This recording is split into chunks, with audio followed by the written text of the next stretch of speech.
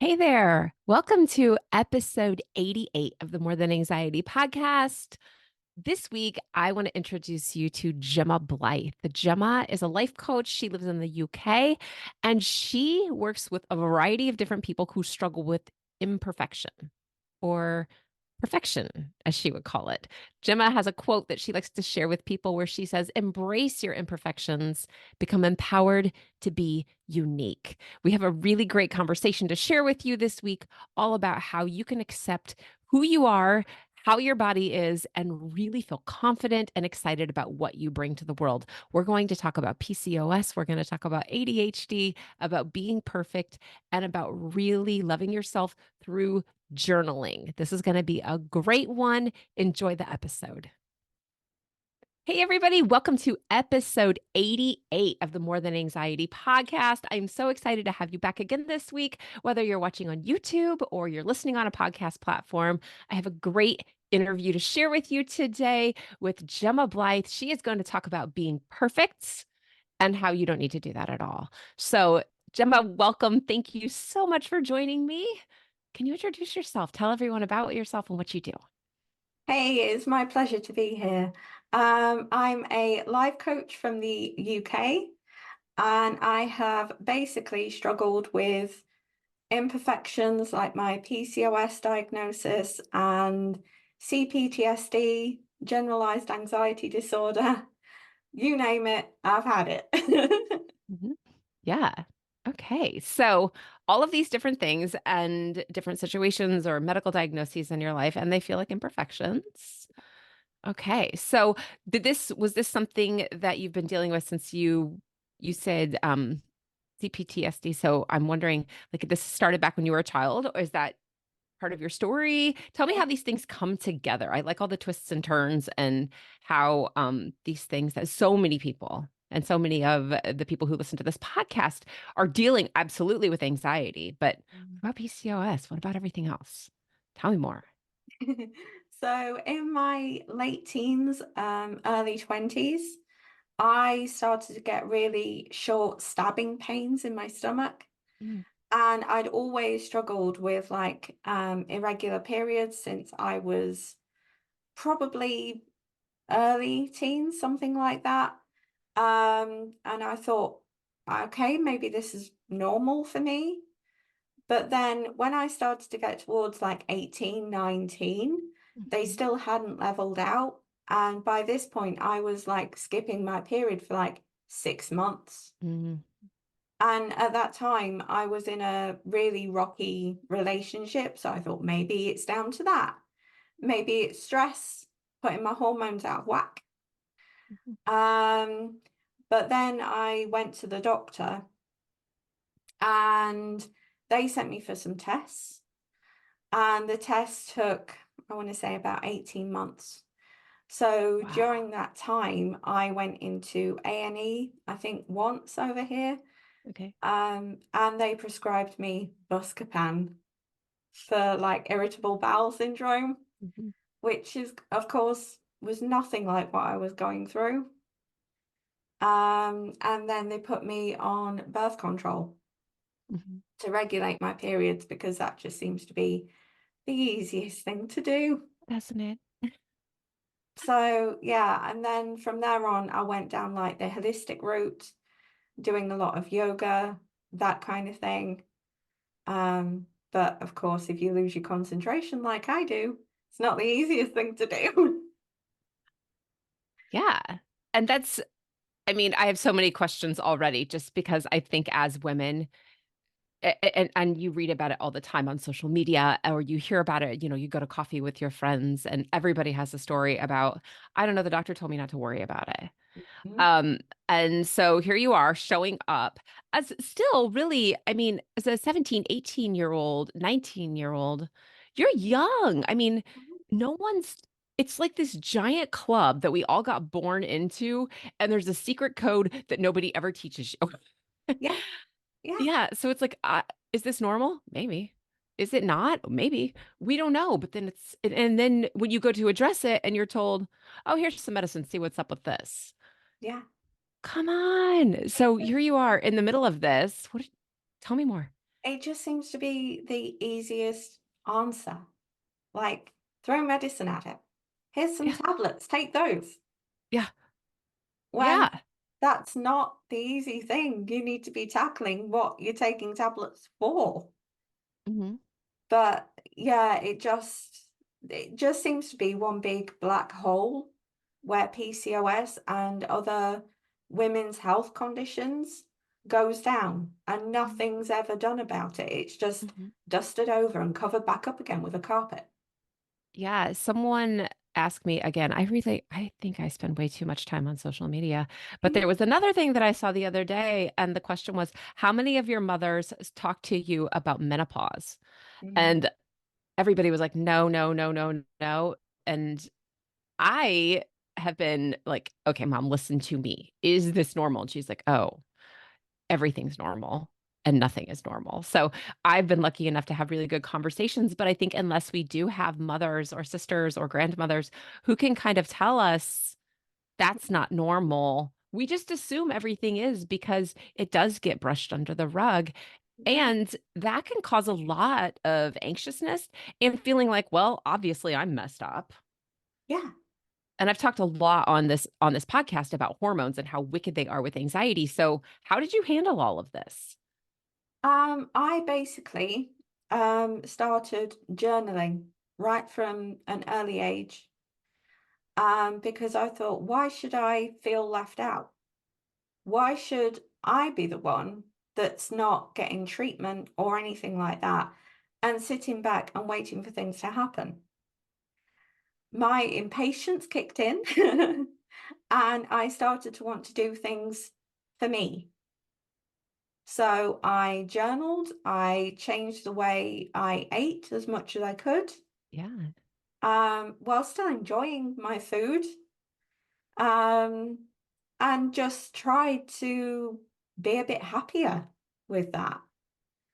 And for A any, lot. That's stuff that people are like, I have no idea how that would ever happen. That is so good. yeah, it's just the way that I found that I knew how. Um, and I mean, then I started looking online and things like that. And it's like only me and my mum here now. So when I got diagnosed with generalized anxiety disorder, that was put down to the fact of it's just me and my mum, my dad having passed away quite a number of years ago. So it was put down to that. Um, and to some degree, I disagree with that. Yeah, that Mm, played a part, but there's so much else going on in our brains and certainly in mine that just gets forgotten because people have these big milestones in their life, like mhm. losing a parent, losing grandparents, and then things that are going on just get lost and forgotten because there's just nobody there to answer those questions that they've Yeah. got of is that normal? Yeah, for sure. So you had lost your dad, Mhm. and of course, that's, grief and anxiety and sadness and all of those things just get all knotted up in our nervous system would be the best way I could Yeah, describe it. But yeah. in the meantime, you also have this PCOS diagnosis that no one's really talking about. So you said, I don't think it was all grief because you had so much else going on. Do you feel that the PCOS was playing a part in that? Like how did it related to you feeling anxious? Yeah, I think so because I was having so many other symptoms, like heavy periods some months, really painful periods the next month, Mhm. then other months just nothing. So I think certainly when I was in school and things like that, I was terrified about bleeding through my clothes, Oh, yeah. and being that girl, you know. Yeah. Um, and that was always such a big worry to me. So I was never comfortable at school. Yeah. I was always the kid that was just shoved to the back and forgotten about. Um, so sometimes I would struggle with my work and there would be no help. Mhm. So again, me being me, got back. and straight into doing my own research, my own revision, my own Yeah. learning. And that's never stopped, to be honest. Which is another reason why I wanted to be a life coach and why I wanted to help other women. I Because, love that you're just like jumping in, you're like, fine, I'll handle it myself. yeah, Which is such a, I mean, a great trait, but we also know it's one of those traits that it does come from some sort of trauma, right? yeah, yeah, yeah, definitely. Yeah. So Um, being able to jump in for yourself, and then you said, okay, I'm going to be a life coach. yeah, All right. yeah, I wanted to How did, help. As soon as I knew about life coaching, I thought, that's what I want to do. I want Mhm, to show other women and other people that there is light at the end of the tunnel. You haven't got to let every obstacle get in your way. mhm, I mean, back then I was surrounded by really powerful adult figures. I had friends all around me that were older and adult, and I had, I think, one friend my own age. Um, but came with that came a whole load of opinions and thoughts of what I should be doing and what I shouldn't be doing, and this, that, and the other. And I stuck with it for a while. And then I thought, well, hang on, I'm losing myself. Why am I losing myself? yeah. And then I thought, because I'm listening to other people and letting other people's thoughts get in my head. And that was keeping me so small that it was damaging my confidence Yeah. and not allowing me to just breathe. Yes. I mean, All of, yeah. I was always told, like, don't touch this, don't touch that, stay quiet, don't do this. The one time I think at school I had the nerve to shout, and I think I was on break, and a teacher came over and told me to shut up. So that, for Oh, no. like 14-year-old me, was just like, don't say anything. Be a good girl. Yeah. And Yeah. and now when I look back, I want to strangle that person Yes. because As a former teacher, I kind of want to strangle her too. because it made me feel so small and so insignificant. Yeah. And I was like, I'm normally quiet. Like the one time where I'm Right. noisy, loud, I get picked up on it. Yeah. Yeah. I love this, just this is noticing that what is going on here, and then having that realization that, oh, this is because I'm doing what everyone else thinks I should do. Mm. Um, Yeah. I also was one of the people where I'm like, it's funny, my mom will tell you that I've always been an arm's length, like a pushback person, which is so funny because um some people would be like, "Oh, there's like hidden trauma." And I'm like, literally none. It's almost just like me having this thing where if I don't do what everybody else does, then I Mhm. don't have to fit in and I'm doing it on purpose. So it's me controlling, oh, I'm not going to fit in, or feeling like I mean, feeling probably a lot like I didn't fit in when I was little, just Yeah. because I don't know, I don't even know. I thought I was different, but I mean, hindsight, I probably wasn't. But always being like, if everyone else is doing it, then no. Like I very much, and I still feel that resistance in myself all the time where it would be like everyone's doing this. And I'm like, well, I'm not, which No. is so, I mean, it's probably there's probably something going on there. But it is great that you did that and that you said, "Oh, wait a second. Mhm. Life coaching." I had this conversation yesterday with someone that I worked with that we said that, as I mean, she and I are both uh, late 40s, Mhm. and talking about some of these kids are going to get eaten alive. Like you have to be willing to do things that you don't like and that you are uncomfortable with. They're like, I don't like that. I'm not going to do that. And I'm like, you're going down. Like, if there's ever a plague or a thing, I mean, something, a zombie apocalypse, I'm like, you guys are all going to die. And it's just going to be us old people left Yeah. because I feel like there's so much like, oh, it's too scary. It's too hard. I have all these thoughts. This is like, I'm not good enough. I'm not perfect. But Yeah. you said, oh, wait a minute. I can change this for myself. I wish everybody understood that. I think that is such a great message that you have. Like, you don't have to be perfect and you don't have to do it right. You just have to decide that you're going to make changes. Tell me about how you're coaching with imperfection and on perfection or however you do that. Tell me what you how that works for you. So, any obstacles people have, I always get them to write them out and then flip it. Mm, So, as if somebody says, no, you can't do that. And if that gets into your head like it normally does and irritates you so much that you just don't do what they said, mm. write it down and then write down why you don't do that. Yeah. And then consider what would happen if you did do that.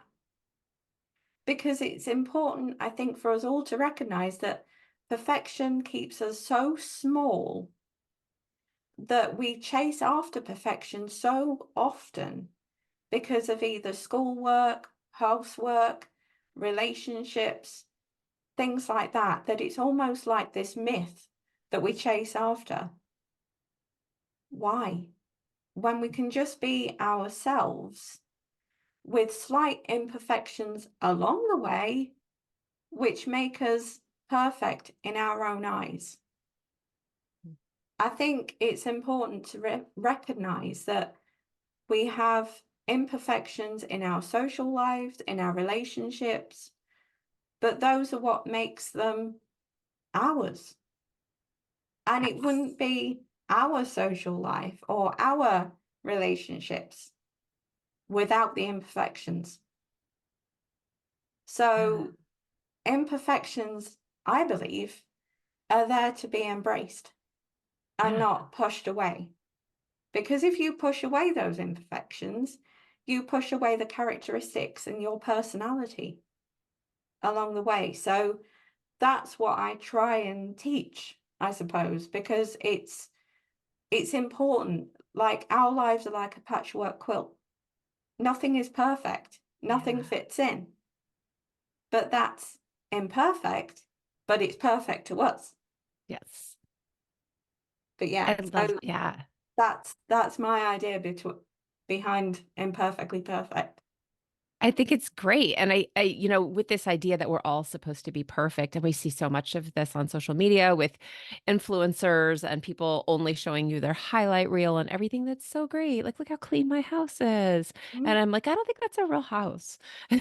Like, you don't have dogs or kids or dirt or dust or anything, you don't open your windows. Um, but we see that and we think that's the way it's supposed to be. I called this Martha Stewart syndrome for a really long time, where there was this beautiful kitchen with this perfect food and there wasn't anything anywhere. And then I was like, wait a minute, that is staged for a photo shoot. But you have to remind yourself of that. And really, just the idea that if everybody was at was that way, Mhm. we would never have anything unique about ourselves. And it's really our uniqueness that we need. Everyone has I have this, I bring this up almost every single episode that everyone has a gift, everyone has a uniqueness, everyone has a reason that they were created and that they are here. And we need everybody living entirely differently and doing things crazy and different and certainly not perfect because that's how things change and that's how we make progress. And just the fact that you can bring that to the world and say, wait a second, imperfect. This is exactly perfect. Like, this is what we need. I don't want any more of this like fake stuff. The whole social media is fake thing right now. I love it because I'm like, yes, it is. We're all telling you what the ideal is, but it's all based on what we think the ideal is. My Yeah. ideal is certainly not somebody else's ideal. My daughter, my 15-year-old tells me every day that my ideas are dumb. So love that. So, yeah, we're just not on the same wavelength, and that's okay. Yeah. That's amazing. Yeah, I think as well. I mean, like, take my own room at the moment. I've got like piles of paperwork up at the side of me that I haven't been bothered to go through, to be quite honest, because my brain just goes, nope, you're not doing that today. No. And I just think, well, that's clearly not what I'm meant to do. So, yeah, it's imperfect, but in my eyes, it's perfect because it's not Mhm, what I should be doing. mhm, And then, like, I was talking with one of my friends about social media and about Instagram. And she said, I love the idea of Instagram being the way that it used to be, whereas like we all used to share different things from our lives and nothing had to be perfect.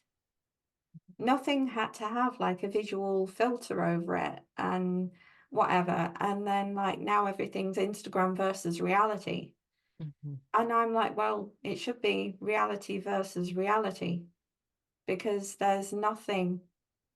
I said we're the same person, mhm, whether we're on social media or in real life, we're the same person.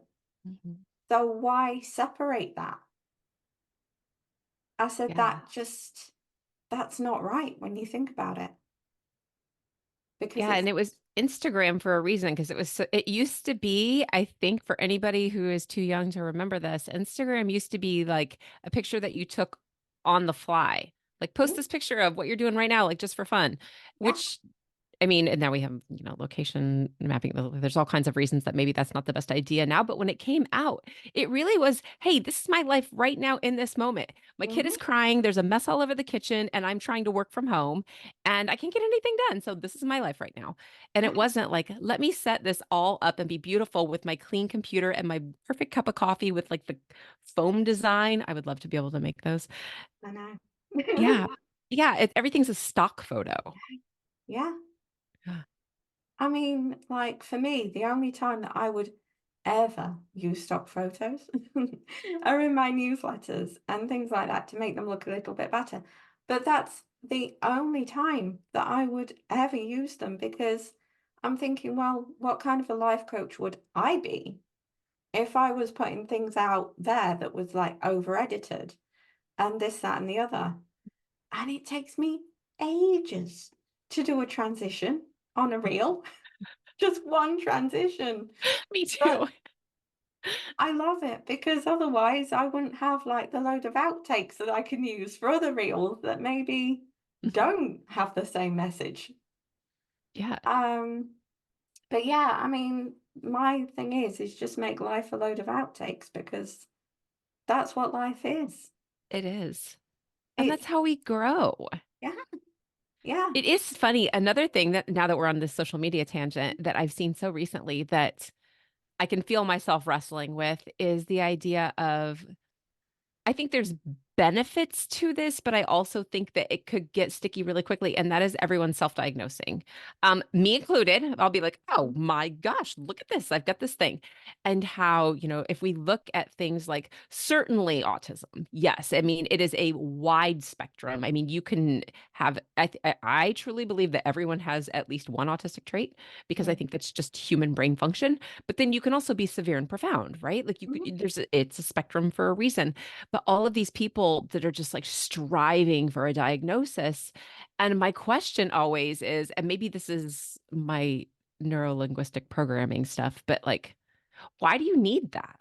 Like, what is it about that sticker that you want? Yes, because you get to know what's actually going on. And I think there's some value in that in creating systems that help you.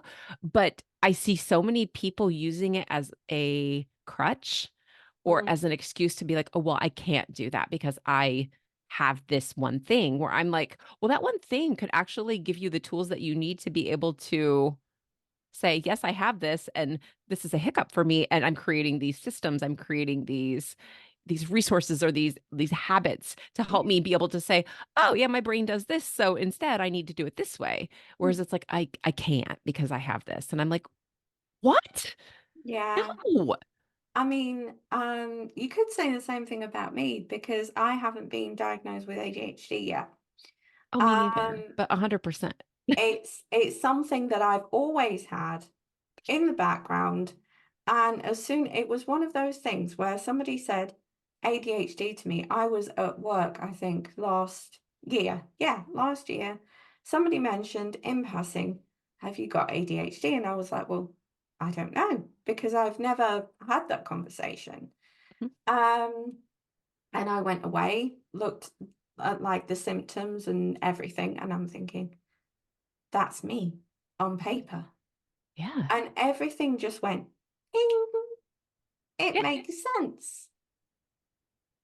But for me, I love being able to recognize the problems that I have and then create other ways of dealing with those problems. Yes. So rather than fighting against it, which I believe could make it worse anyway, um, I prefer to work with it and think, well, if I can't do that today, it's not a big deal.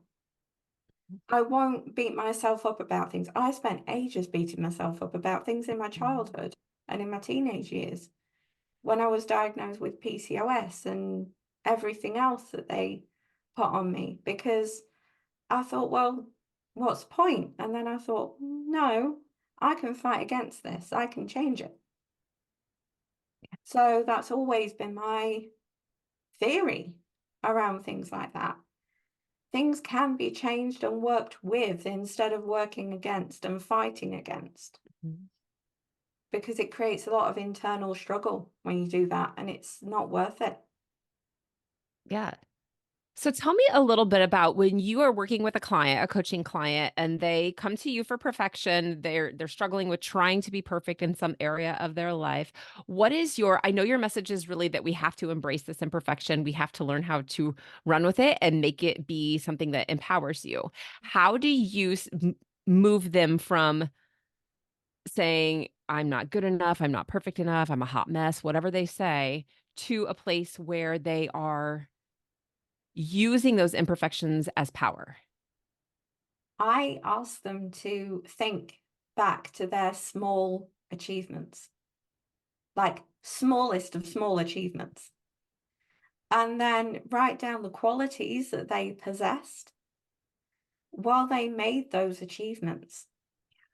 And I ask them to build up on those qualities. The more we focus on our positive qualities, the more we can use those to embody ourselves later on. And then that can be used as almost like building blocks.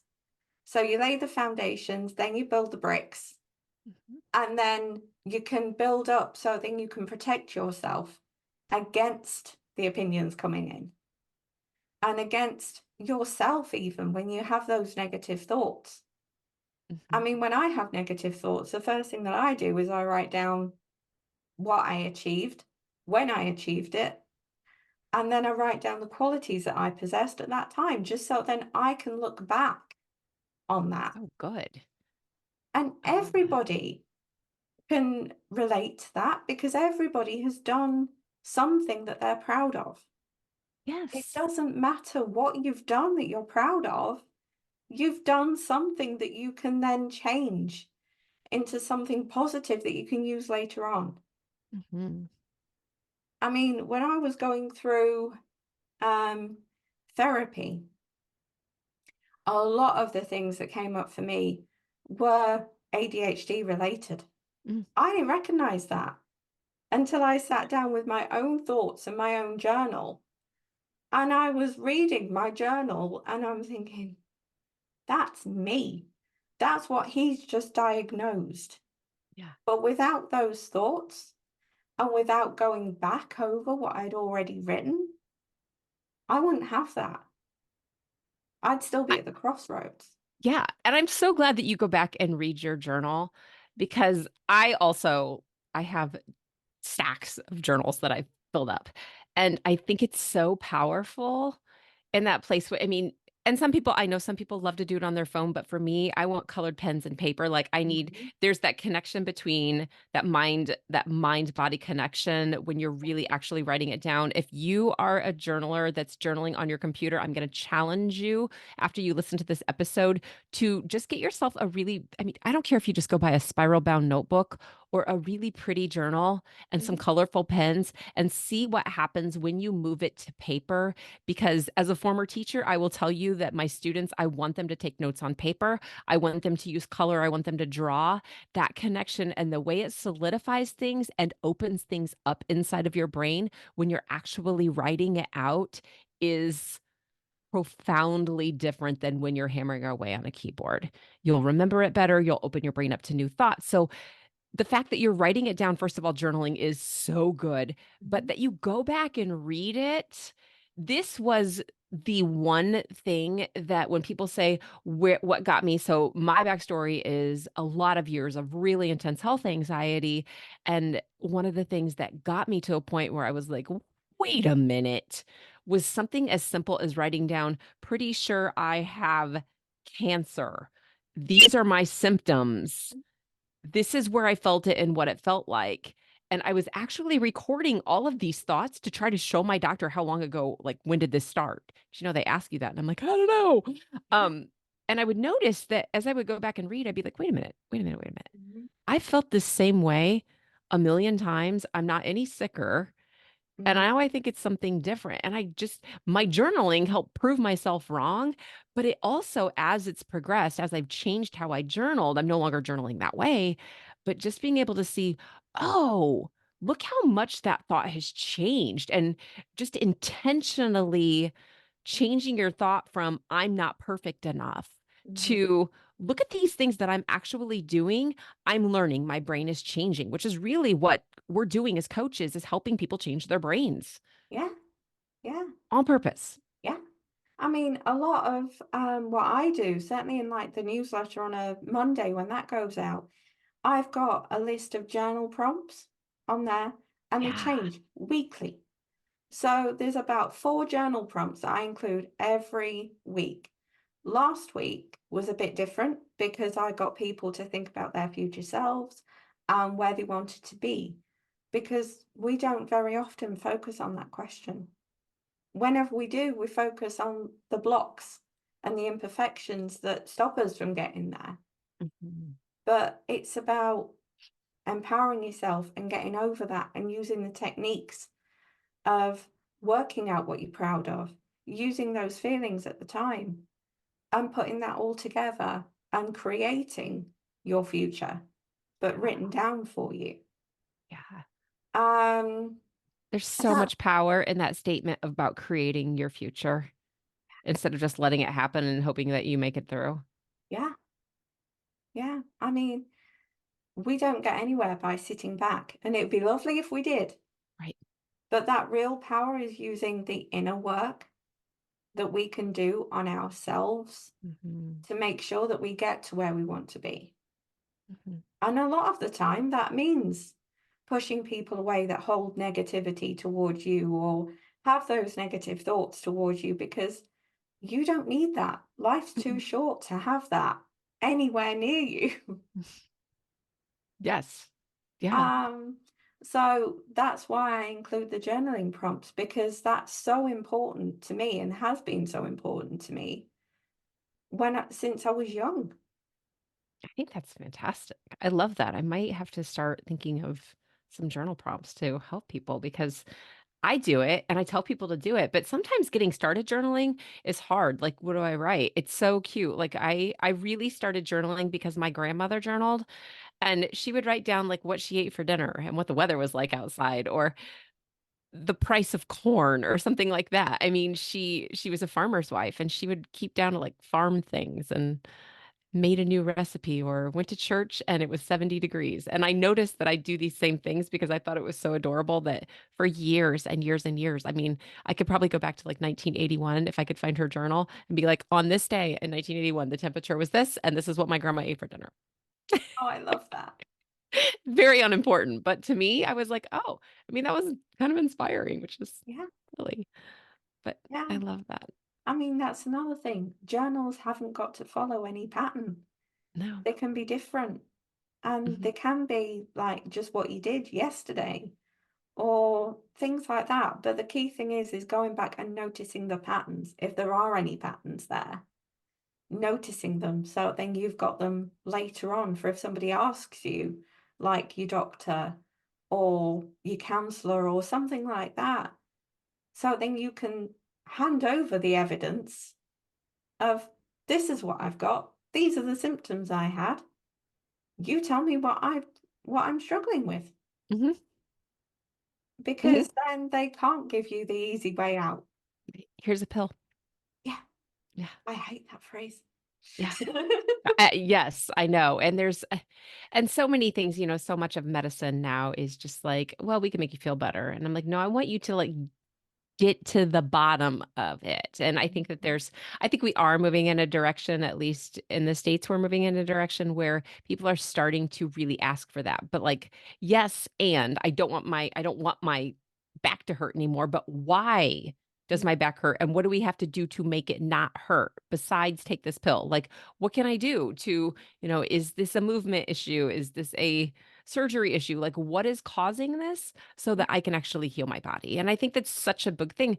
And knowing that you can heal your body, but also that you can heal what you think. You don't have to think No, the way you do. no, no, you don't.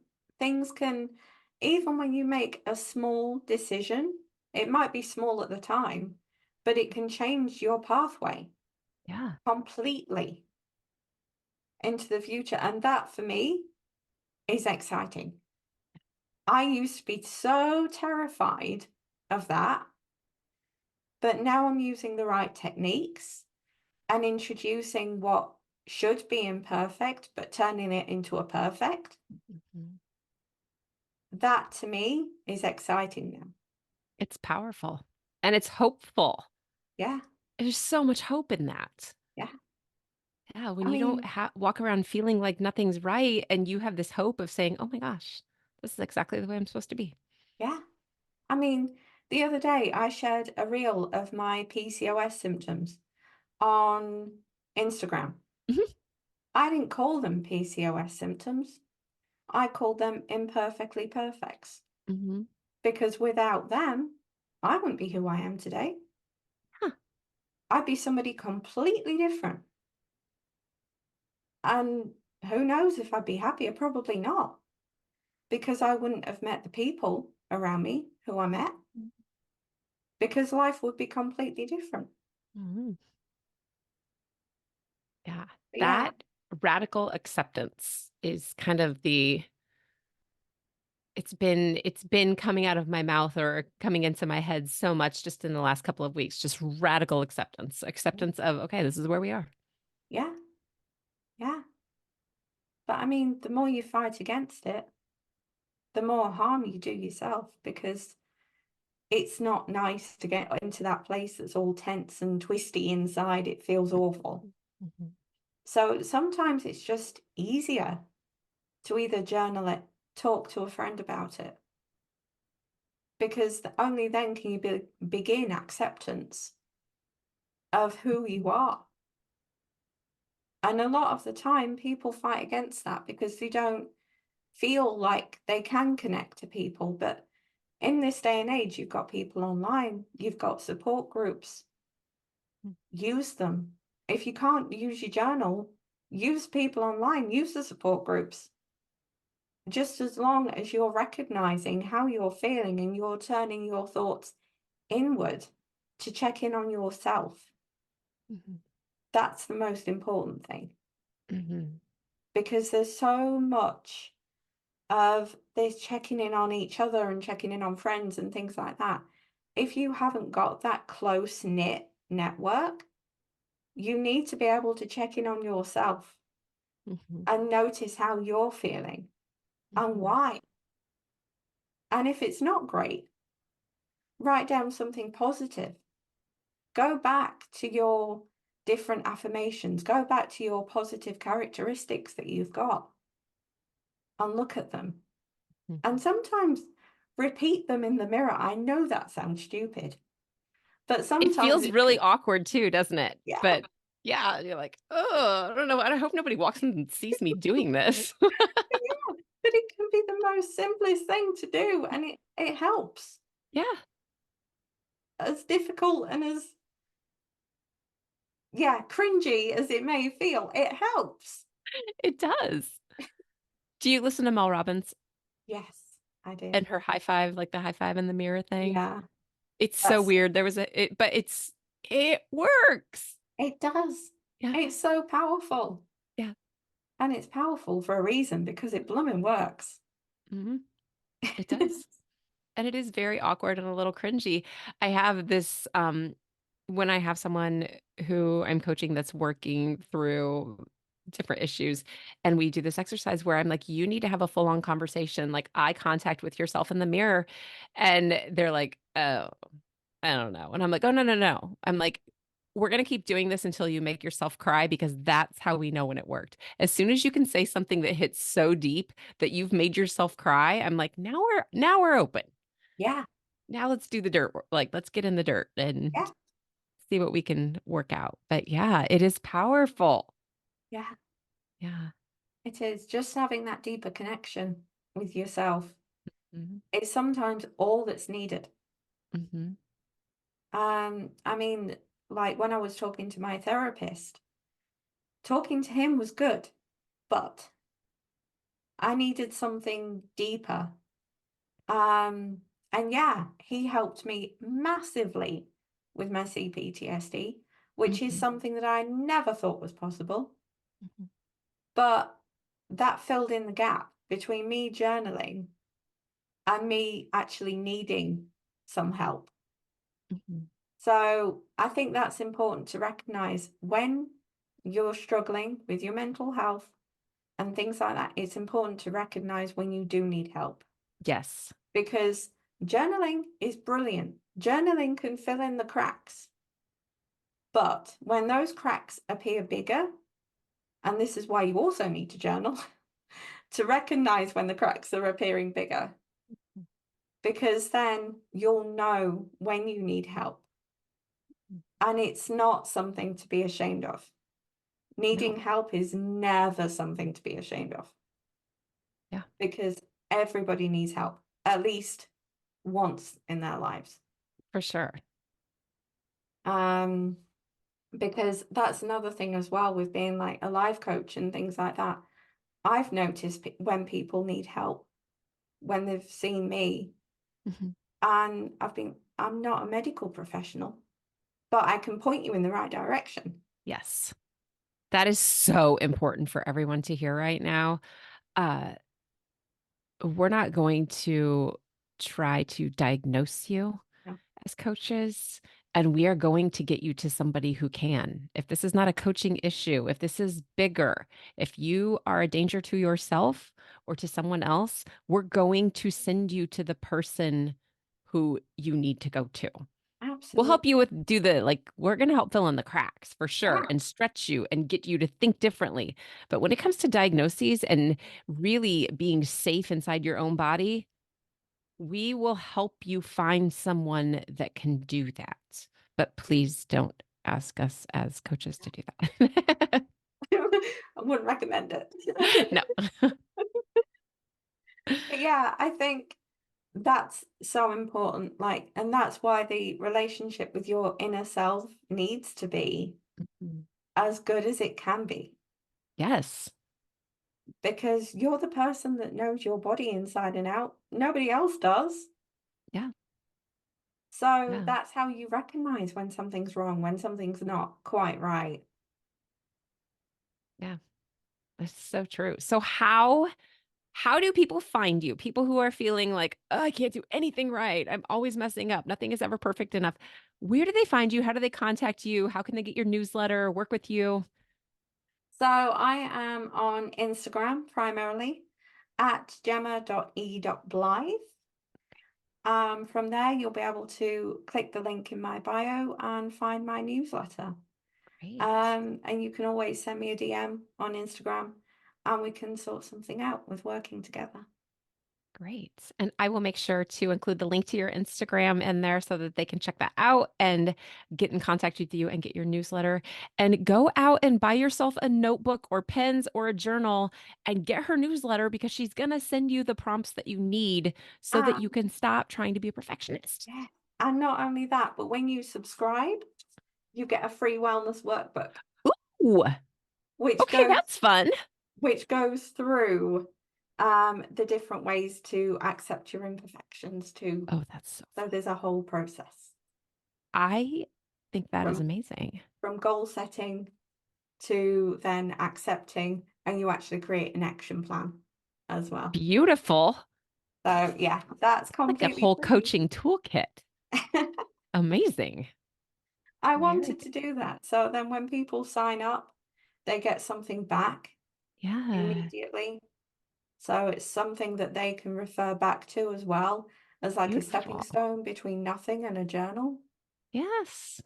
Yeah, Perfect. Sometimes really having those scripted questions to start out with gets you in that mode. So that's great. yeah. Gemma, thank you so much for joining me. And it has been a pleasure to talk with you. Definitely give her a follow on Instagram. And I will link all of those things in the show notes and then in the section on YouTube where everybody can find you. I hope you get tons of followers. I hope you guys really go through the workbook that she offers. Take time and think. I know it can feel like slowing down and stopping. And that's really what it's about is slowing down, pressing pause and looking at what needs to happen. So Gemma has a ton of great resources and I so enjoyed this conversation today. Thank you for joining me. It's been my absolute pleasure. Thank you for having Great. me. Yes, we'll talk soon. Definitely.